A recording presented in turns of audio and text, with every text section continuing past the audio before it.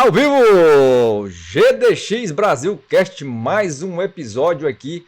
E como todos os episódios, a gente começa com a palavra do chefe maior, né? E hoje ela é em Tiago 4, 7 a 10 e fala o seguinte: sujeitai-vos, pois, a Deus, resisti ao diabo, e ele fugirá de vós.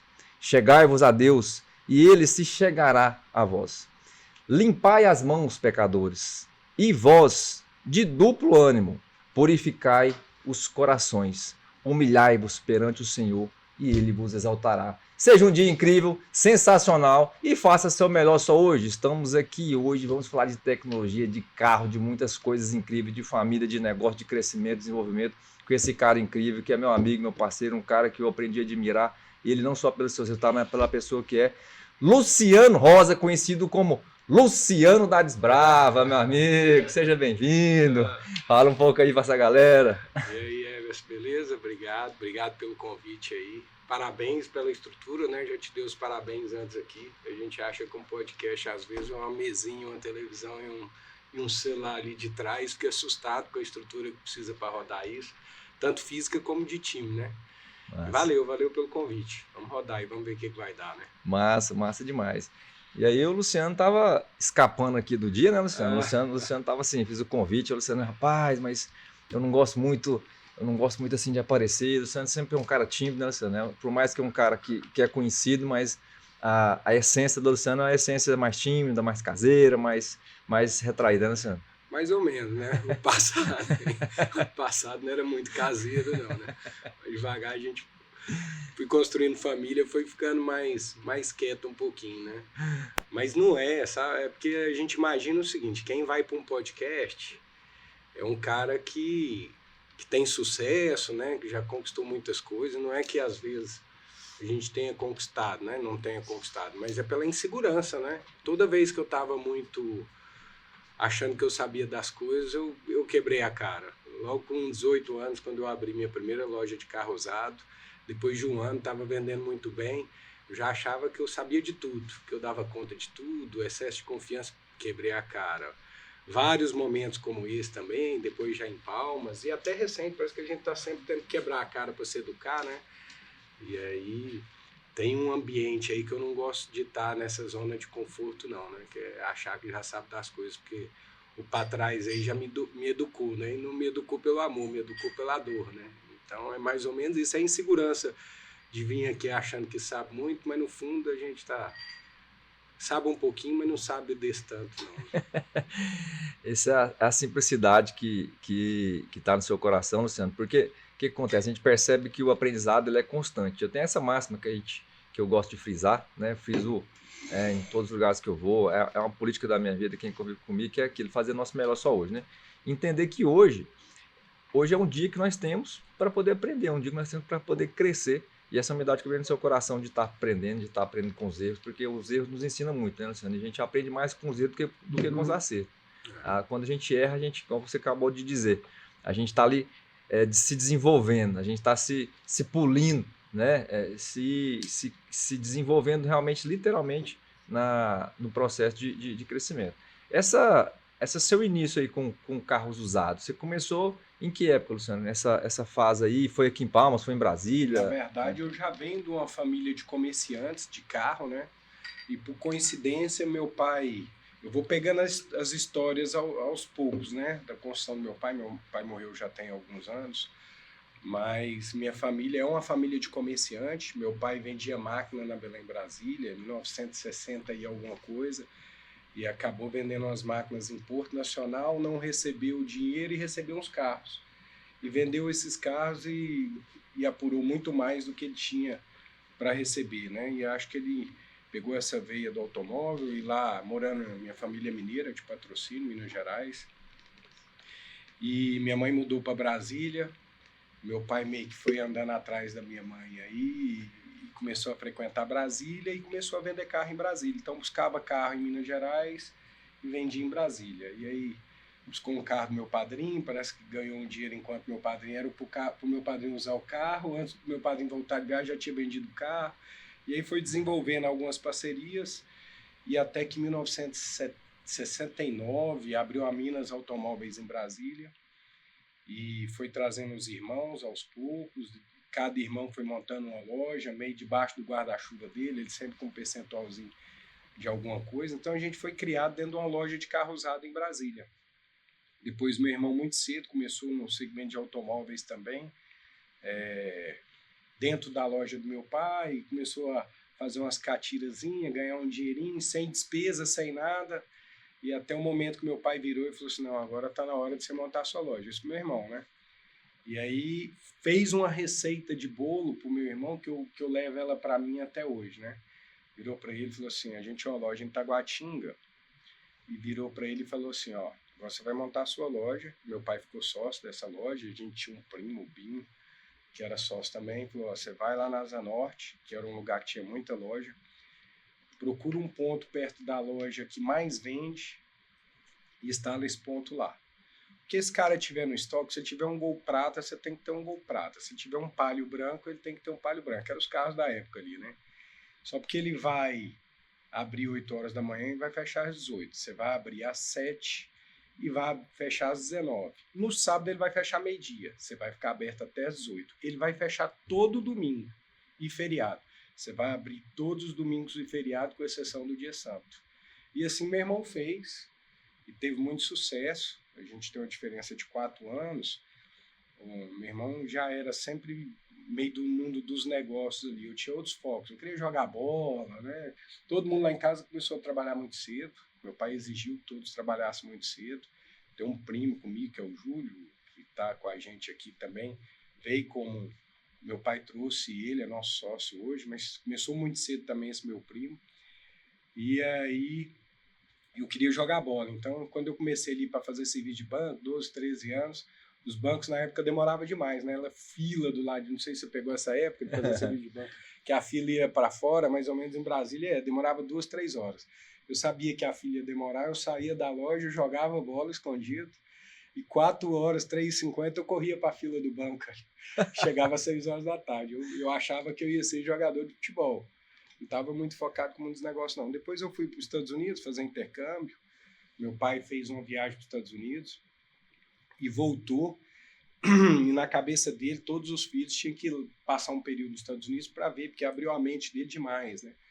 Muito dinâmico na época. Hoje tem uma distância, mas na época a distância do comércio, do varejo dos Estados Unidos era muito distante do Brasil. O Brasil passou uma época com o mercado fechado, produção somente nacional, né? E quando ele foi lá, ele abriu a cabeça que todo mundo tinha que ir para lá, mas meu irmão não quis.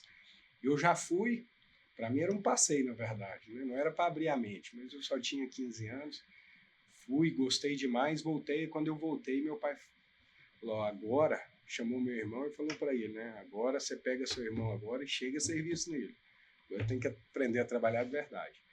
E aí eu fui trabalhar para meu irmão. Ele abriu essa loja com mais ou menos 21 anos. E aí, quando eu tive 18, não tinha chegado nem carteira de motorista ainda. Eu passei em algumas áreas lá dando trabalho para meu irmão. E aí, meu pai falou, agora nós vamos abrir sua loja. Não tinha chegado minha carteira de motorista. E aí, próximo da loja do meu irmão, tinha uma loja para alugar, alugou, arrumamos um sócio lá. E eu iniciei no carro usado com 18 anos de idade. Quebrei a cara muito cedo, logo em seguida já deu uma zebrinha lá na loja e depois a gente conseguiu reestruturar a operação, foi indo bem até que apareceu a oportunidade na loja de Taguatinga. Eu já vou tocando, hein, Você vai... Eu vou só fazer uma vai adenda me aqui. regulando aí. Só fazer uma adenda aqui, porque a sua história é muito boa, Luciano. E eu sou assim, muito... eu sou fã do aprendizado, do crescimento, né? Igual você começou lá, tem todo um processo que acontecia e vocês foram criando oportunidades, né? Então, assim, você que está aí, preste bem atenção só. Primeiro negócio do cara, o cara já teve desafios, né? Quebrou a cara, aprendeu com os desafios dele, dos negócios. Então, a nossa vida é assim. Eu gosto de trazer pessoas como o Luciano que tem essa veia de crescimento, essa veia de empreendedorismo, mas sabe que não pode desanimar, porque um processo do crescimento é assim, né? Você que está assistindo pode fazer sua pergunta, daqui a pouco nós vamos entrar na linha de falar dos carros, já pode ir soltando sua pergunta que daqui a pouco a gente vai desenvolver, que sabe que o Luciano mexe com todo tipo de carro hoje, né? Então, mas nessa linha da história dele é interessante, eu quero eu quero continuar para a gente entender como é que foi essas falas, Luciano, para a gente saber. Mas já pode ir sapecando sua pergunta e vamos para cima. Hoje a gente tem o MVP, né? Que é mais ou menos testar o negócio já fazendo, né? Meu pai era meio corajoso demais. Eu já aplicava isso lá no passado, né? Pegou um menino de 18 anos e botou para abrir uma loja sem entender nada de financeiro. Lógico, eu fiquei um período com meu irmão, mas meu irmão sempre à frente, né? E aí, nesse primeiro ano lá, não deu muito bom, não. Vendia muito, mas gestão zero, controle zero. Pra você ver a coragem do meu pai, abriu uma loja com uns 8 anos, sempre botou a gente em risco. Fico pensando como é que ele tinha coragem de fazer algumas coisas que eu não tenho coragem de fazer com os meus filhos, né? Em tudo, em andar em carroceria de caminhonete, ir para fazenda na carroceria da caminhonete, cheio de menino, filho dos outros, misturado. Antigamente as coisas eram muito corajosas. Eu com 13, 14 anos, eu tinha uma fazenda em Araguaína, e eu fui crescer depois dos 18, eu não tinha altura não. E o gerente foi embora, ele falou, ó, vai lá para Araguaína ficar no lugar do gerente uns dias. Chegou lá, ele pegou um talão de cheque com 20 folhas, assinou, pegou uma chave do F1000 e entregou para mim e falou assim, ó, agora você fica aí até arrumar um gerente, que eu vou embora. E foi embora e deixou aquilo comigo, sem mal sabendo dirigir. Quebrou uma peça de um trator, era meu sonho, eu ficava rezando todo dia para ver se não quebrava uma peça, para mim na cidade de carro, passear lá em Araguaína. Aí quebrou a peça de um trator, deixei para sair mais tarde um pouquinho, saí 5 horas da tarde, mal cansando os pedal da caminhonete, fui lá em Araguaína com talão de cheque, botei uma roupa, esperei da tarde para escurecer, dormi no hotel com 13, 14 anos de idade, acho que nem podia, mas todo mundo conhecia meu pai lá no Hotel Transbrasiliano, acabou que eu hospedei lá com 13, 14 anos, ainda na época tinha uma boate lá, que se eu não me engano, que chamava Dino.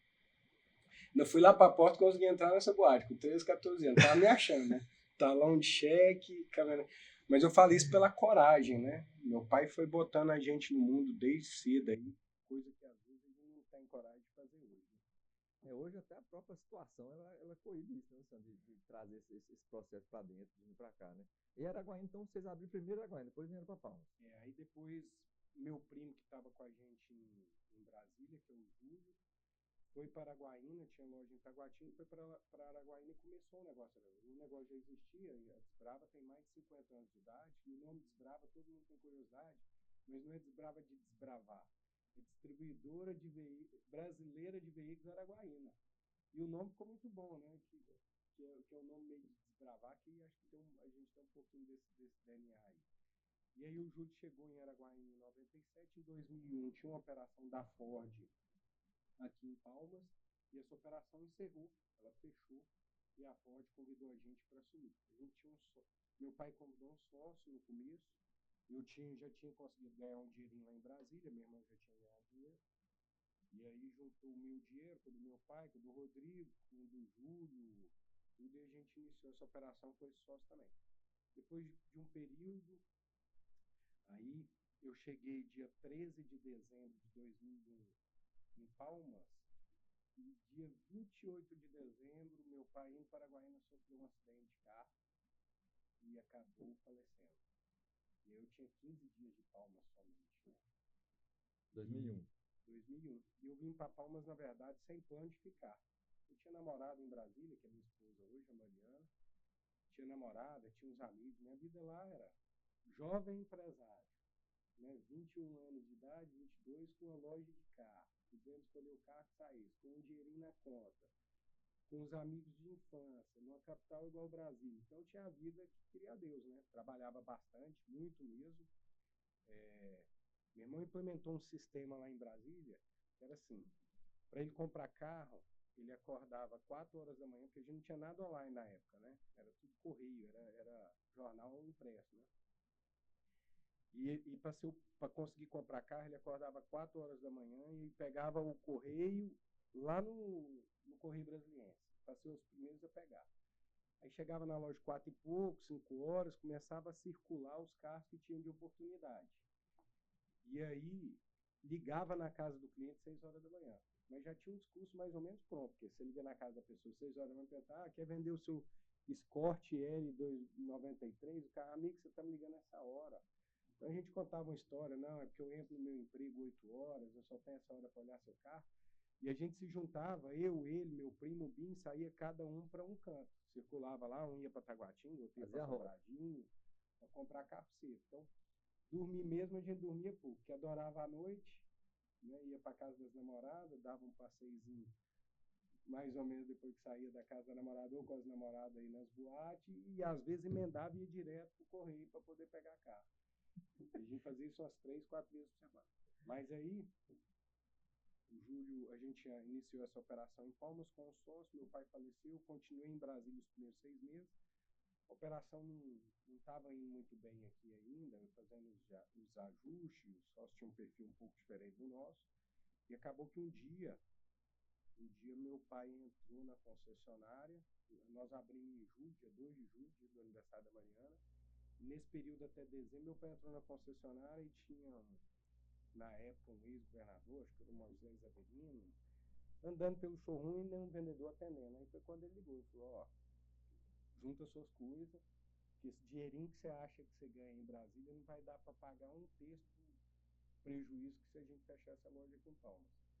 Meu pai não tinha muita consulta não, tinha ordem, né? Mandava. E aí eu vim, mas falei pra minha mãe, tinha coragem de falar pro meu pai, falei, mãe, eu vou ficar lá uns 2 anos, vou ficar vindo para Brasília um final de semana sim, outro não. E aí eu vim para Palmas, aconteceu esse fato do meu pai ter falecido em 2001, logo 15 dias depois que eu cheguei, mas com 6 meses de Palmas eu sabia que eu não voltava mais. Apaixonei pela cidade, apaixonei pelo ambiente, apaixonei pela oportunidade, né? Você vê uma cidade nascendo do zero, poder construir um comércio, e poder crescer, né? Eu penso o seguinte, ser um empresário numa região norte com todas as dificuldades do mundo é um benefício. Para muita gente é um problema, é uma dificuldade, né? Para mim é uma vantagem, porque é muito mais fácil você se destacar, né? Se eu fosse abrir uma concessionária em Brasília, eu ia ser mais um. Novo, começando a vida, achando que era alguma coisa, mas não era nada, achando que sabia muito, mas não sabia nada. E aí, a região norte do país, o Tocantins e outras regiões aqui, dá muita oportunidade para quem quer começar a vida, né? Abrir em Brasília e abrir em São Paulo é competir com as águias, só ninja no mercado. Eu acho que ainda é um celeiro de oportunidade, né? Muito Porque Palmas ainda está um desenvolvimento que ainda tem muito para acontecer, coisas que ainda não aconteceram, coisas que tá assim, disponível para muita gente, né? E esse desafio, quando você veio e você surgiu isso aí, teve essa ocorrência com seu pai, aí, ou seja, caiu um monte de coisa só na sua cabeça, né? Tipo, criou-se um processo, e esse processo daí também, com certeza, teve vários aprendizados, né, Sam? Porque é uma coisa que, tipo, sua cabeça estava em Brasília, sua cabeça estava num negócio lá que ainda, vamos dizer assim, proporcionalmente ainda era pequeno ao que ia assumir, que a responsabilidade aumentou, o ambiente mudou, né? Porque os amigos de infância estavam para lá, veio para cá, criou-se várias coisas diferentes que você estava vivendo ali na sua realidade.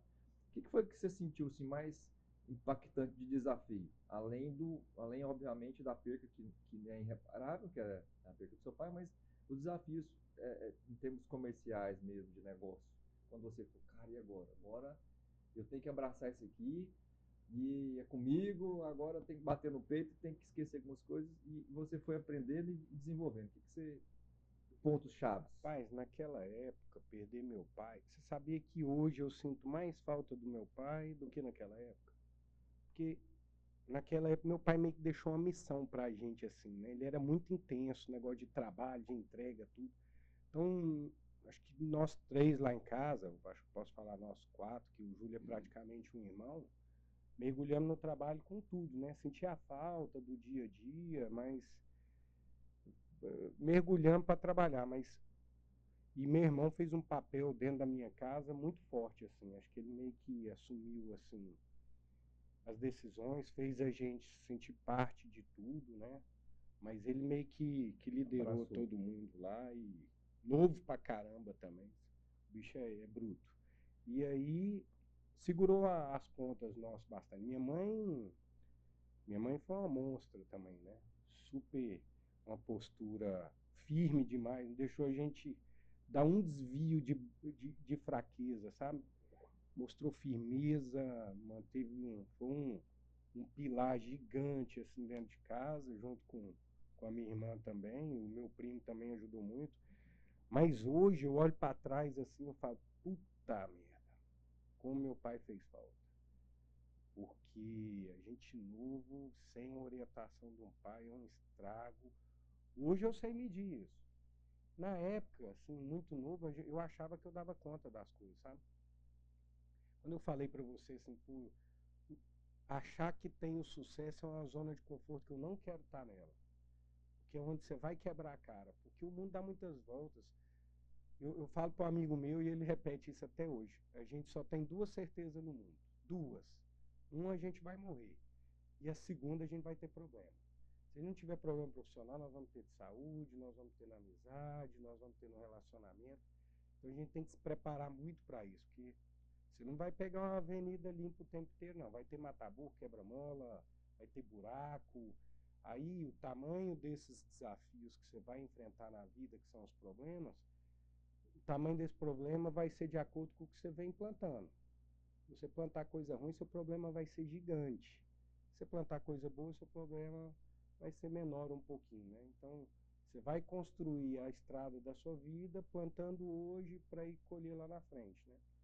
Mas é isso, hoje eu olho para trás, o regaço, assim, putz, minha mãe e meu irmão foi bruto. Porque eu baixei a cabeça, escutava a direção e saía trabalhando.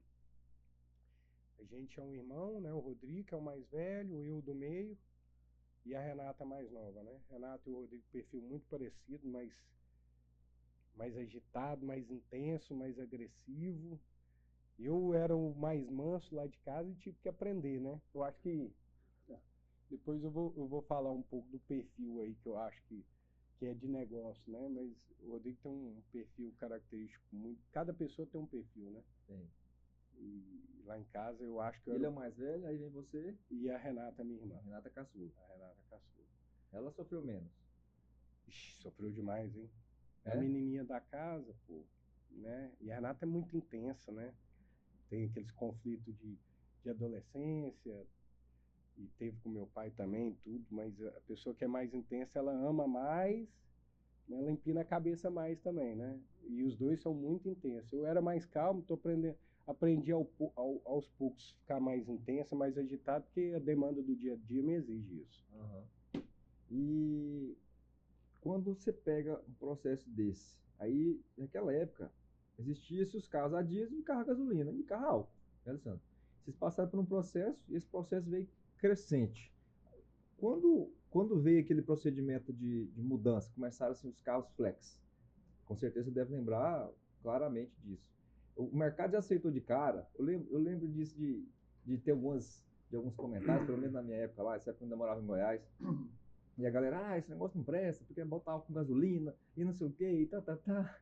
E essa mudança, quando trouxe isso, assim, vocês já estavam já bem estruturados no mercado de carro já, né, nessa época? Na verdade, quando veio o Flex, era uma procura do mercado, né? Porque o Brasil já tinha testado o carro a álcool no passado. Então, o carro a álcool já era uma realidade.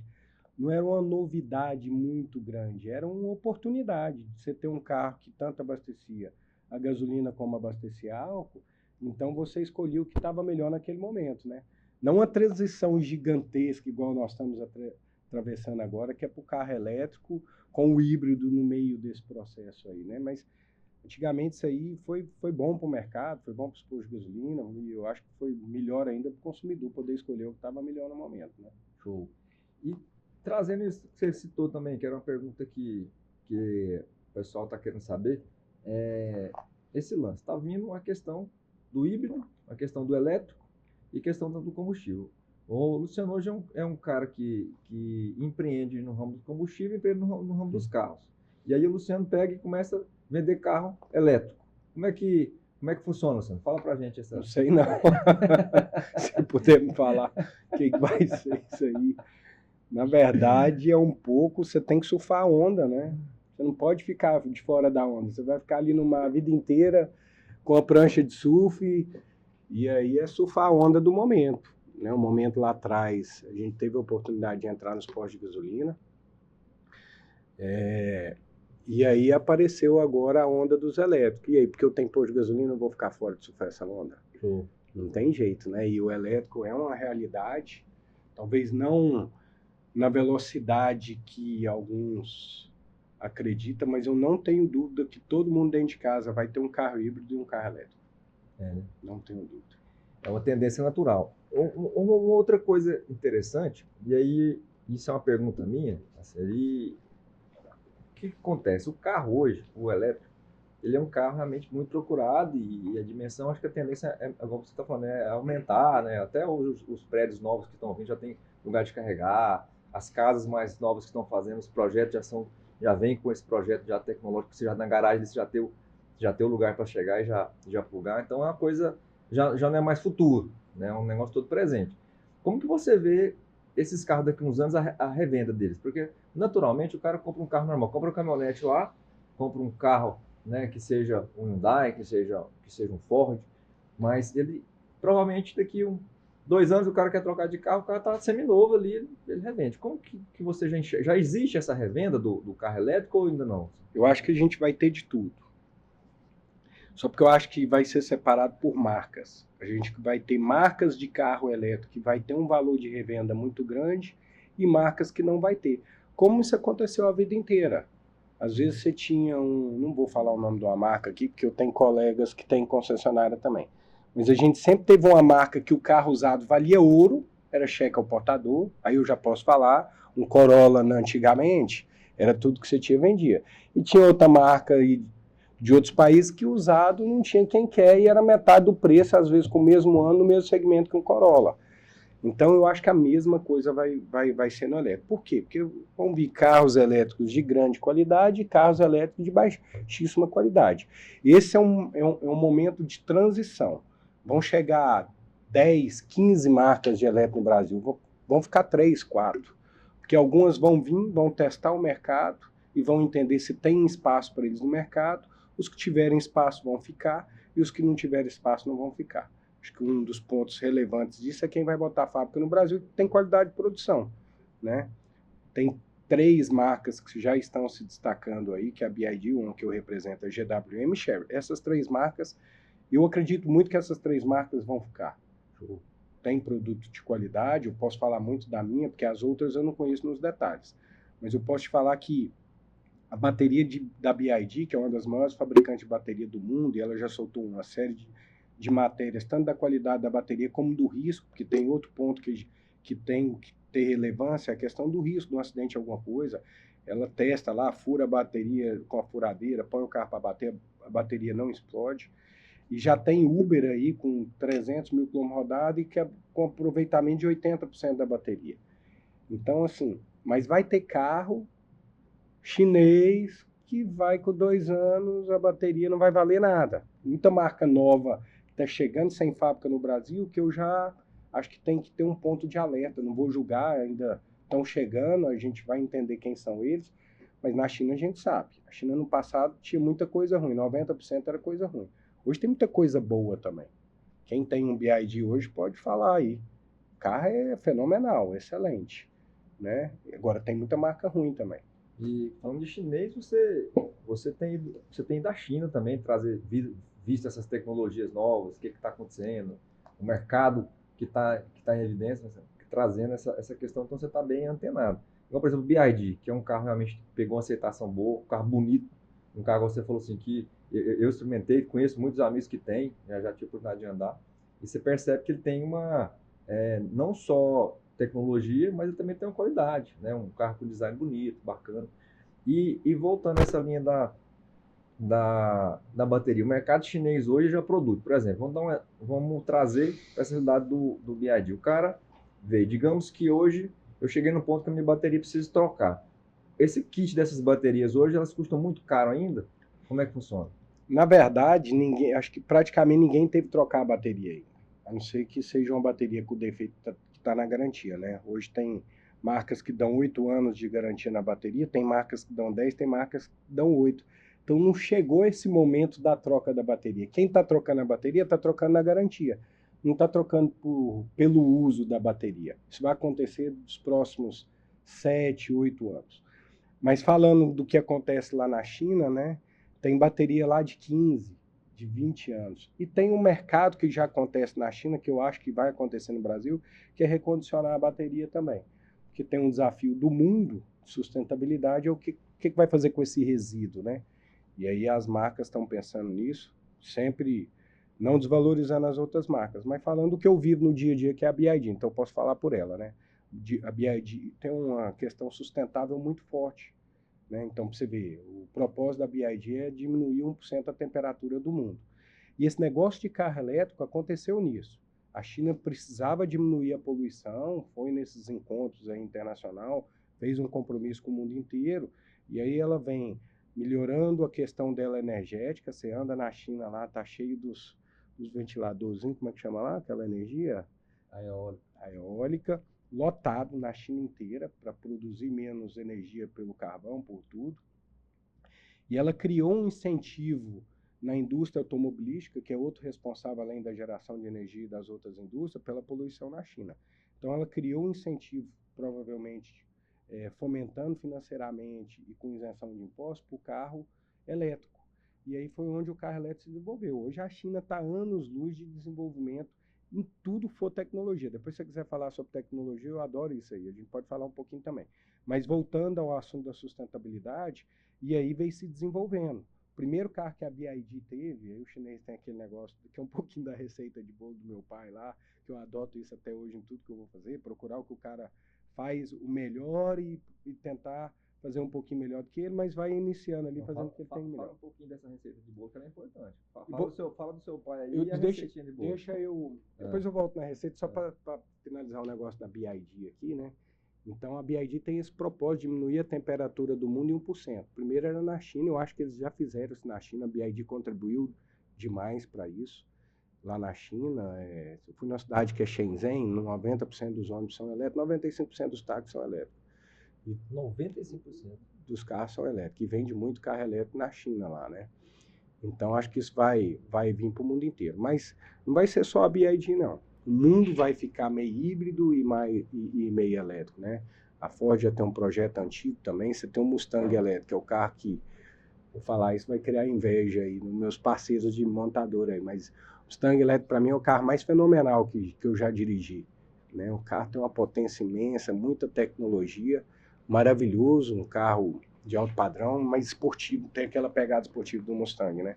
Ford também tem essa pegada elétrica. Todas as marcas vão entrar nesse segmento, todos com muita tecnologia. É escolher a marca certa, escolher as marcas que têm credibilidade para se manter, né? Show.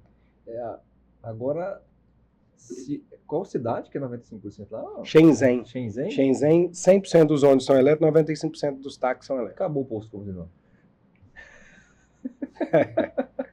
Eu acho que é o que vai acontecer no futuro, mas o Brasil é uma transição mais lenta um pouco. Muitos anos, né? Mais lenta um pouco. A gente vai ter o carro híbrido, que já impacta no posto. Porque o cara que abastece todo dia, ele vai abastecer a cada 10 dias com o híbrido, 12 dias, então não deixa de impactar. Mas é uma transição mais lenta também, né? Não é de uma vez. O Brasil não tem infraestrutura para o carro elétrico ainda. Tem para o carro híbrido. Né, que o híbrido você não depende 100% do elétrico, né? Se você pegar um carro elétrico, você for um representante comercial, você vai passar por. E essa tecnologia, eu gosto de falar tecnologia, a gente indo para essa pauta, que você falou do Mustang, e aí trazem para os outros. O Mustang é um carro muito potente. Né? Aí quando você entra e traz para eles, as pessoas, mas o carro e o elétrico não tem muita força, não sei o que, mas você traz para um Mustang, eu estou falando de um carro, realmente um carro esportivo de desejo de quem gosta de carro, já é um carro de desejo de muita gente que é um carro apaixonado, né? Um carro apaixonante, na verdade, de geração esportiva de muita gente. Então, assim, e quando eles colocam essa tecnologia num carro potente desse, prova que, ou seja... a pegada do Mustang elétrico equivale à pegada de um carro a combustão. A sensação de saída de 0 a 100, eu acho que ela é até mais intensa do que o carro a combustão. Ele é mais leve? Muito mais leve. Né? O carro vai com motor elétrico, é um motorzinho pequenininho, direto na roda, então você pula um monte de engrenagem ali que tira um pouco da força do carro, né? É um carro muito mais leve, sem câmbio, sem nada. Você acha que hoje Palmas já comportaria uma... Porque a gente percebe aí que Palmas teve uma renovação aí da parte do transporte urbano, né? Que renovou, inclusive tem muita gente elogiando aí, até a funcionária em casa estava chegando tarde, está chegando mais cedo, tá podendo sair mais cedo chegando em casa, mas enfim. Você acha que hoje Palmas já tem capacidade para colocar ônibus elétricos nessa rota deles, ou você acha que ainda é muito cedo para essa... Eu acho que está bem embrionário ainda, porque o custo do ônibus elétrico é muito caro. O carro elétrico é um carro mais caro. Você pega um carro popular a combustão, você começa um carro aí de 70, 80 mil reais. O carro popular elétrico começa de 120. Então o ônibus elétrico também é muito mais caro. Mas ficou show essa frota nova aí, né? Ficou show. Ficou bacana. Tem visto muitos elogios. Tá tendo a transição, porque é normal, né? Da questão dos tickets lá, parece que para a pessoa renovar o cartão, essas coisinhas, mas toda transição tem esse processo, igual, por exemplo, asfaltar uma rua. Não tem como você asfaltar uma rua sem ter um embrolho ali de fechar a rua e todo aquele processo. Eu acho que todo crescimento ele tem uma transação, mas eu tenho visto muitas coisas. Eu acho que ficou top, né? Palmas merece tudo novo. Eu tenho a mentalidade assim, nós temos que botar em Palmas tudo que é de última geração. Ônibus novo, vai fazer um asfalto, tem que ser o melhor asfalto, vai fazer iluminação, porque a gente é uma cidade nova, muito bem planejada. A turma que desenharam aí Palmas aí, Chipio, o Alfredo, que já se foi, que era meu amigo, mas deram um show na cidade, ficou muito bem planejado. Todo mundo que vem nessa cidade aqui não imagina que tem uma cidade igual Palmas no norte do Brasil. E eu recebo muita gente das montadoras, recebi agora para Agrotins, que foi um show Agrotins aí, melhorou muito a feira também, mas eu acho que tudo que tem que vir para Palmas tem que ser de última geração. Nós temos que botar Palmas em outro patamar. Aproveitando a sua ideia disso, que é o que eu penso, como que você enxerga Palmas, Luciano, você? A sua expectativa agora, a sua perspectiva disso. Como que você vê Palmas daqui 10 anos, 20 anos? Como é que você imagina ela? Palmas tem tudo para sair na frente de tudo, justamente por ter sido planejada, né? Você vai em cidade, a rua fininha, não tem estacionamento para o comércio, não tem nada. Eu preocupo um pouco porque Palmas tem mudado um pouco do planejamento inicial, né? Está abrindo muito comércio nas quadras. Eu acho que isso é um risco para os moradores, primeiro por questão de trânsito. Você abre o comércio, você abre oportunidade para você abrir comércio em área residencial, você vai querer botar um comércio lá na 1000 e alguma coisa? Não, você vai querer botar aqui. O que você vai fazer? Você concentra o fluxo de carro tudo para o centro e você não valoriza as outras regiões. Que é importante as outras regiões receber comércio de qualidade, uma boa padaria, um salão de beleza. Se você vai montar uma padaria e você tem espaço para montar no centro, você não vai botar no comércio. Agora, se você segue a regra, igual Brasília seguiu, Brasília é o seguinte, ocupou a quadra 200 e alguma coisa, 203, pra você montar um comércio, você tinha que ir para 204. E aí toda a região foi desenvolvida. Com essa abertura de abrir comércio só no centro, vai tardar demais o desenvolvimento das outras regiões. Prejudica o morador das outras regiões e nós vamos ter o problema do trânsito, porque nós estamos concentrando quem vai querer abrir o comércio lá com oportunidade de abrir numa casa aqui. Então a gente está mudando as características das quadras, mas isso é um dever aí dos órgãos públicos, do gestor. Até acho que o Eduardo aí vai fazer uma boa gestão, quer construir um legado aí, né? Fiquei muito distante dele muito tempo aí, mas conversei com ele agora depois que assumi. Gostei muito do que está na cabeça dele, né? Olhar para Palmas, para os próximos, muito do que você está falando e construir um legado. Acho que é uma oportunidade imensa. Ele que tem uma régua muito alta, que é o pai, né? O pai que foi o cara que construiu o estado. Tudo que eu falo que Palmas é uma cidade maravilhosa veio da ideia do Siqueira Campos. Então a régua dele, ele ainda não está nem lá, ele está aqui. Mas vai ter uma oportunidade agora de construir seu legado e aproximar do legado do pai aí. Mas eu acho que a gente tem que repensar Palmas para a gente não perder tudo que foi feito. A gente tem esse risco aí, né? Entendi, concordo. Acho que é importante ter esse peso, essa medida, né? De entender o que é importante, até onde pode ir e que é viável e trazer para o centro, mas também deixando essa questão aberta, o crescimento e ele sendo progressivo para as quadras irem crescendo, né? Trazendo essa questão de legado, como você falou de referência do pai do Eduardo, né? Deixa eu só fazer uma observação que eu não falei de Palmas aqui, mas eu trouxe um pessoal, a gente tem as áreas de loteamento aqui, eu trouxe um pessoal de fora aqui para olhar. O cara mexe com hotelaria, ele ficou impressionado. Luciano, vocês têm sol o ano inteiro. Para algum de vocês acha que é um problema. Para o comércio, chuva e frio só assusta o comércio. Vocês têm sol o ano inteiro. Vocês têm um lago no quintal de água limpa e com a temperatura que quase ninguém tem no Brasil. Você tem uma cidade que corre o trânsito, você tem um aeroporto no quintal de casa e você está no meio do Brasil. Então, para você ver a oportunidade que Palmas tem em vários fatores, turístico, logístico, né? E para morar, principalmente. Né? Em tudo. E eu acho que ele nem começou a ser explorado, né, Luciano? Acho que tem assim, um potencial tamanho gigante que tem que trazer mais referência Acho que para cá. o turismo aqui tem um potencial, tem que trazer os grupos que sabem explorar isso, né? Gente que tem know-how com parque aquático, com parque, com hotelaria. Vai iniciar o resort agora, que ficou um espetáculo ali do outro lado.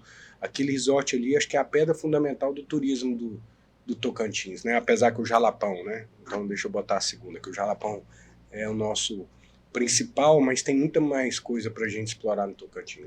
Mas se tratando de Palmas, eu acho que você está certo. Eu acho que aquele resort ficou e desafiador, né? Parabéns para quem teve esse foto, porque eu lembro que quando criou-se, muita gente criou uma expectativa, na verdade, é, até negativa do negócio. Será que vai para frente? Será que vai funcionar? Será que não dá conta? E tá lá, né? O negócio tá quase pronto. Eu tive, por incrível que pareça, aquela ideia iniciou comigo. Eu queria montar aquele negócio, chamei 2 amigos para montar e depois não tive coragem. E aí esse amigo tinha comprado um dos lotes lá, aproveitou a ideia e vendeu a ideia pro Jimmy aí, que veio na marra. E aí eu acho que o Palmas vai ter que agradecer a ele aí, porque o que ele tá fazendo lá ficou espetacular. Tudo mesmo, raça, o Jimmy é um cara sensacional, admiro demais também. Um abraço, Jimmy. Você merece aí que seja sucesso total mesmo, crescimento para o seu negócio e para todo mundo que pode usar, que todo mundo que comprou, que investiu. Que Palmas vai ganhar muito com aquele resort. Show. Aí você falou questão de pai, de trazer assim, uma âncora forte igual o do Eduardo. Você também teve uma âncora forte, você teve uma referência forte, né? Seu pai também foi uma referência para você. E você imaginava, Luciano, na época, quando você veio para cá, quando você começou a ter seus negócios, na sua cabeça, você chegou a imaginar que chegaria a tipo, esse nível? Você imaginava, cara, ainda vou chegar nesse nível, ter sucesso assim, vou chegar, ter tantas concessionárias, porque agora vocês também, né, adquiriram um outro processo lá no Mato Grosso, que você me disse, as concessionárias da Ford também, de outro estado. Então, assim, tomou uma proporção realmente grande, de empresário realmente grande, né, sem falar das outras áreas, igual, né, nós estamos falando de concessionária, mas vem com a área de posto, com a área de loteamento também. Você imaginava a crescer nesse ponto? E hoje você olha para o Luciano e fala assim, cara, eu já tinha me visto assim ou foi acontecendo? Imaginava nada, zero. Eu até acho que meu irmão imaginava. Mas eu só baixei a cabeça e trabalhei, mas nunca tive um plano assim de ser grande, maior, ou chegar até aqui, ou ficar pequeno, ou ficar grande. Eu só baixei a cabeça e trabalhei, mas eu acho que na cabeça do meu irmão assim, ele é meio que me dá uns empurrão assim, sabe? Acho que tem no mundo assim tem, ele nem gosta que fala desse jeito assim, mas tem os excepcionais, tem os disciplinados, tem os acomodados e tem os fracassados, né? Existe alguns, pouquíssimos no mundo que são os excepcionais, né? Aqui no Tocantins a gente tem uns aí, não sei se pode ficar falando aí, os caras não vão achar bom não, mas você tem o pai do Robertinho aí, Luiz Pires, é um cara que consegue enxergar que ninguém consegue enxergar, né? Aí você pega o Moisés da Buriti também, os caras conseguem enxergar. Quando ele foi fazer esse Luz-Manga, eu não enxerguei esse Luz-Mangas. E até o sócio dele, Pablo, me chamou na época, eu não consegui enxergar. Né? A gente tem um sócio também na empresa imobiliária, que é a família dos Bretas lá, tem o Estevam. Os caras conseguem enxergar, eu acho que o Rodrigo, meu irmão, tem muito disso também. Os caras são excepcionais, os caras conseguem enxergar coisas que a gente não vê. Meu irmão, a primeira vez foi fazer o loteamento, lá em Paraupebas, vamos lá para você ver, que a gente é sócio em tudo, né? Uma coisa que a gente nunca fez foi um para cá, outro para lá, você faz suas coisas, tudo que eu faço é nosso, é meu, é dele, é da minha mãe, é do meu irmão, é dos meus sobrinhos, é uma coisa que meu pai sempre plantou na nossa cabeça, sempre que eu ia, ele falava, ó, tem que olhar esse negócio aqui que é de vocês, tá? E aí a gente, desde quando meu pai morreu, a única coisa que a gente conversou foi um dia meu pai falou, meu irmão parou na porta da loja da Desbrava Caminhões, na época perguntou assim, ei, você tem uma escolha para fazer, você quer um voo solo ou você quer continuar? Eu falei, não, nem me pergunta um negócio desse, né? Eu quero tudo junto, a vida inteira. Nós nunca sentamos para fazer um acerto sequer. Então é tudo misturado. Eu tenho que tentar, como a régua dele é muito alta, eu tenho que correr muito para poder tentar equilibrar o mínimo possível. E a Renata aí, equilibrar o mínimo possível, entregar o mínimo possível aí para chegar. Mas aí desses excepcionais, o cara consegue ver. E eu vou te falar, e quando eu era novo era um desafio para mim isso, porque eu queria ser excepcional também, mas não era, porque excepcional você não vira, você nasce excepcional. Você pode ser um disciplinado, e durante um período você quer ser um excepcional, você não é, você faz um monte de cagada, você quer ter uma visão que você não tem, arrisca e quebra a cara. Aí eu, com o tempo, eu achei o lugar, e achei que para mim é o melhor lugar, que é eu ser um disciplinado. Como é que eu entrego? Através da disciplina, do esforço físico, gastando energia para poder entregar, fazer a minha missão. E ficou muito mais fácil para mim quando eu me entendi ali e falei assim, ó, para de inventar moda. Né? Se eu tenho alguém que tem uma visão por mim, vou pegar a visão desse cara e vou trabalhar. Né? E é um desafio gigante isso, porque eu estava conversando com a minha esposa esses 2 dias aqui. Pô, no dia a dia é uma pancadaria violenta. Problema todo dia. Eu vi o Luciano Hang falando que ele é o resolvedor de problemas. Exatamente isso que eu sinto. Eu acordo para resolver problema e durmo para resolver problema, né? E aí eu e meu primo, Júlio, às vezes a gente pensa e fala, cara, vamos parar, espera agora, vamos quietar um pouco. Aí eu converso 15 minutos com o Rodrigo no telefone, eu já desligo querendo abrir mais 10 lojas, ir para 10 mil região. E com vontade mesmo, com tesão. Tudo que eu tava pensando há 15 minutos antes não vale mais nada, né?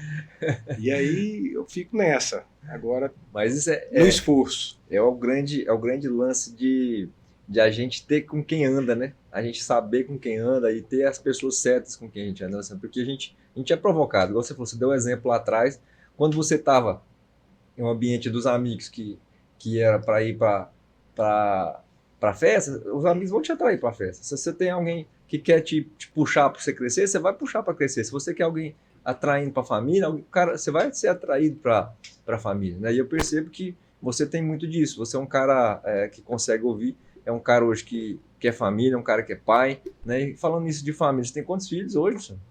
Eu tenho 2, só porque eu dei o exemplo do Rodrigo e não falei. Nós fomos em Paraupebas, ele me levou em Paraupebas, a gente era novinho, primeiro loteamento nosso. Aí ele falou assim, Luciano, vou levar lá que eu quero... O dinheiro tá bombando no sul do Pará, a galera tá ficando rica, eu vou fincar no meio desses ricos lá.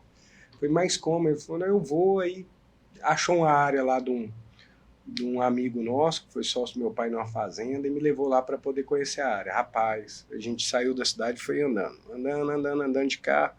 Chegamos num curral, tinha umas vacas, uns boi. Aí nós subimos em cima do curral, ele olhou a área e falou assim, aqui que nós vamos fazer o loteamento. Eu não acreditava nunca naquele negócio. Você tá doido. Mas não falei muito não, porque você tem que deixar a pessoa falar para você poder entender. Eu falei, aqui, mas é assim, é aqui que nós vamos fincar, aqui que nós vamos fazer, aqui que nós vamos vender. E olhando a cidade meio longe assim, eu falei, Jesus amado, mas aqui eu vou fazer um lago, aqui nós vamos botar umas concessionárias aqui na porta. Eu falei, rapaz, que eu ficava pensando, né? Esse cara é louco. Mas acho que com 3, 4 anos a gente tinha vendido 12 mil lotes, tinha um lago, tinha as concessionárias, tinha tudo lá. Né? Mas voltando... Que é a visão, né? Que é a visão?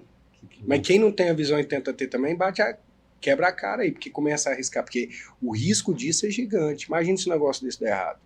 Né? Então, você tem que meio que achar seu lugar ali, criar sua rota e bater. Eu me achei ali. Eu tenho que vencer na energia. Então, eu tenho que estudar mais, me preparar mais. Lá em casa, nós somos todos comerciantes, não tem nenhum empresário. Né? Existe uma diferença gigante para mim entre o empresário e o comerciante. Eu estou tentando aprender a ser empresário, porque eu julgava o empresário antes. Cheio de burocracia, cheio de processo. Eu acho que a burocracia é um problema sério, mas o processo, estrutura para você poder escalar, para você poder vender. Né? E eu ficava julgando, esse cara é doido, olha aí, você chega nessa empresa do cara, você tem que passar por esse processo, tem que passar por outro. Se fosse comigo, eu fazia tudo mais simples. Mas fazer mais simples quando eu tinha uma loja. E eu fazia mesmo assim. Depois, quando você vai escalando, então aprender a ser empresário, cuidar de números, cuidar de processo, liderar um time, é um aprendizado. Estou apanhando, mas estou indo.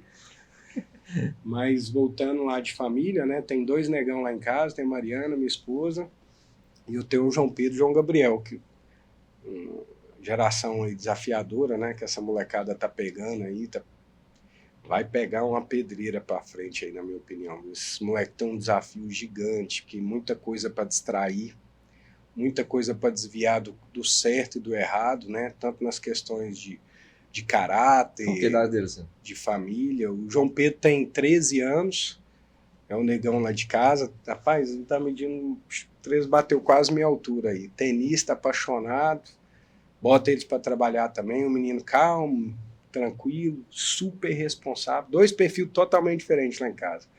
João Pedro, super responsável, não precisa mandar estudar, só tira nota boa, faz tudo, preocupa com tudo, se vira. E o outro meio safadão, Meio Luciano antigo. meio Luciano Antigo. Meio querendo sempre o mais fácil. Mas esses caras atraem, né? Cheio de amigo mais novo. Não fazendo errado, né? Mas safadão, cortando caminho sempre, né? Mas carinhoso demais também. E essa questão de poder estar presente também é importante, né? Você não é referência, igual você falou, referência de pai, a importância de um pai presente, a importância de um pai na vida de um filho e a referência que ele tem, né? Porque o filho hoje, o pai hoje é a referência e Eu você acho que essa molecada tem um desafio gigante pela frente, tem depressão, crise de ansiedade, muita distração. Tudo. Teve uma reportagem muito bacana do Fantástico. Eu assisti ela com eles na cama ontem à noite, inclusive, botei eles para assistir. E os pais têm outro desafio gigante, porque tem nada que destrutura uma família mais que um filho com doença, um filho pegar um caminho errado, né? Minha vida é para meus filhos, para meus irmãos, para minha mãe e para meus sobrinhos, né? E para os meus primos também. Então, você tá doido, tem um desafio gigante aí. Com certeza. E é algo que não tem receita ainda, porque não tem como. Tem muitas coisas que a gente pode imaginar que vai acontecer, mas são coisas que vai acontecer ainda que a gente não tem uma referência do que aconteceu, então é realmente algo a prever, é tratar com amor, com carinho, né, Luciano? Então é isso. E mas, tratar com amor tem que saber separar as coisas, na minha opinião, tá? Não tem receita de bolo para nada, galera. Eu falei receita de bolo do meu pai aqui. Cada um tem uma receita para ganhar dinheiro. Cada um tem uma receita para criar filho, para conduzir amizade. Não tem. O cara vai lá, faz um curso da receita de bolo para achar namorado. Esse é o jeito dele de achar namorado. Não quer dizer que os outros jeitos também não é certo para achar namorado. Mas se você quiser seguir o jeito dele, aproveitar alguma coisa, pode ser que ele se encaixe com o seu, mas tem uma série de fatores, perfil da pessoa, outras coisas. Mas eu acho que esse negócio do amor, por exemplo, tem gente que reclama, meu pai nunca falou um eu te amo. Meu pai nunca me falou um eu te amo, né? Meu pai, depois começou a dar um beijo mais tarde, um beijo quando chegava de viagem, tudo assim. E aí a gente julga isso como uma postura às vezes errada, mas tem tanto pai carente do amor dos filhos para poder pegar esse amor que abre a guarda e o filho vira um desastre, né? O cara fica negociando o amor que ele tem com o filho dele o dia inteiro e o filho abrindo, expandindo e indo além do que poderia ir no relacionamento com o pai por conta dessa carência de amor com os pais, né? E esse é um desafio que eu não tenho receita, nem a minha é certa, porque eu também passo por isso. Hoje a gente é pai mais carinhoso, mais amoroso, mas eu não sei se é o certo também não, eu tenho minhas dúvidas. Ontem mesmo eu cheguei em casa lá, meu menino, falei para ele, não bate mais a raquete jogando, mais novo, né? Aí ele bateu a raquete, falei, agora como é que faz? Eu não quero bater nele, eu não quero brigar com ele, mas eu vou ter que fazer alguma coisa, que eu já tinha falado para ele fazer. Peguei um cinto, não acertei nele não, mas acertei na pia do banheiro, falei, a próxima, essa sentada vai ser na sua bunda. Sabe que você não querer desgastar, porque a relação é tão boa, mas precisa. E aí, esse é o perigo de você ficar carente do amor dos filhos, julgando seu filho se te ama ou se não. Aí eu volto lá pro meu pai. Eu acho que a receita do meu pai, para mim, ela é mais certa do que a minha. Eu tento equilibrar as duas ali, entendeu? Meu pai mantinha um respeito e uma postura muito firme. Não negociava o amor dele com a gente, não. Ele tomava a decisão que era certa e a gente ia criando admiração, e pela admiração viu o amor, lógico, a distância da realidade daquele momento, de 30, 40 anos atrás, que às vezes não era só meu pai, muito pai aí não tinha esse negócio de ficar lambendo menino, que hoje a gente tem, né? Mas eu concordo, e a minha mãe falava antigamente, e ela tinha uma postura também assim, semelhante ao que você disse, e ela falava assim, deixa eu explicar, a minha obrigação é te educar, é te proteger. Eu não tenho obrigação de ser sua amiga, eu tenho que te mostrar o que é certo. Mas um dia você vai entender isso. E é mais ou menos isso que você está falando, a gente tem que dar amor? Tem que dar amor, mas a gente tem que mostrar que o respeito, a ordem, a ética, todo um processo que existe a correção, porque o filho ele tem que entender que existe essa hierarquia e que nós, como líderes, né, nós temos que ter essa responsabilidade, porque senão eles não vão entender. É um processo agora de formação de pessoa. Então, não tem como você deixar você ser seu melhor amigo do seu filho. Não vai acontecer isso, porque você tem que ter regras, tem que deixar disciplina. Então, o melhor amigo dele vai ser aquele amigo que joga bola com ele, que sai com ele, que brinca com ele. Não tem, É um desafio, hein? Porque eu fico morrendo de vontade de ser o melhor amigo. Mas não vai ter. Porque o cara que eu mais gosto no mundo é ele. Né, gente? Pô, como é que esse cara tem um cara que ele gosta mais do que eu? Como é que esse cara quer mudar para outro lugar? Né? E vai O pai fica acontecer. carente, mas tem que se segurar. Tem É que segurar fato que vai acontecer. Então, essas receitas, né, que fica aí, Luciano, a gente está caminhando para o final aqui, nosso bate-papo incrível aqui, bacana demais. Agradecer mais uma vez pelo seu aceitar seu convite, você aceitar nosso convite, estar aqui com a gente batendo esse papo e trocando essas ideias, falando de coisas pessoais suas, coisas de negócio, coisas que realmente pessoas vão poder aprender com isso, né, que são dinâmicas que a gente realmente aprende. E eu sou apaixonado em aprender. Eu tenho um dinâmico que assim, se eu pudesse aprender sempre com o erro dos outros, eu estaria conectado nisso, porque eu sempre tenho buscado, né, a ver as histórias. Mas, infelizmente, tem processos que nós temos que passar por eles e às vezes, a nossa deslize ali, a nossa queda é o desfolar do joelho ali, o desfolar do cotovelo que a gente aprende, então faz parte. Então, se manda um recado para a turma aí, para a gente finalizar, que você está... Obrigado, Everson, né? Me deixou à vontade, eu nunca imaginei que eu falava... E tem, sei lá, vamos ver como é que vai ser isso, mas nunca imaginei que fosse falar tanta coisa assim, me deixou muito à vontade.